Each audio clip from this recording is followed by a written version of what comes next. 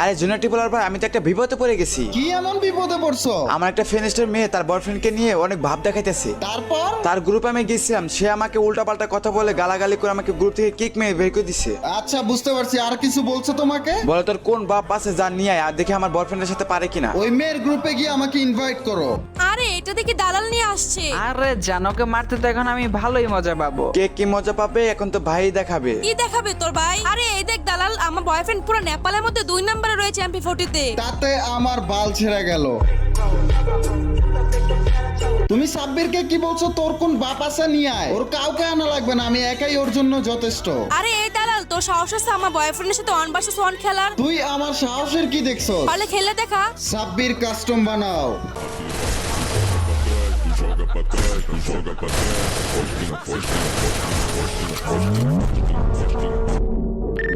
আরে জুনিয়র টিপলার ভাই, আমি তো একটা বিপদে পড়ে গেছি।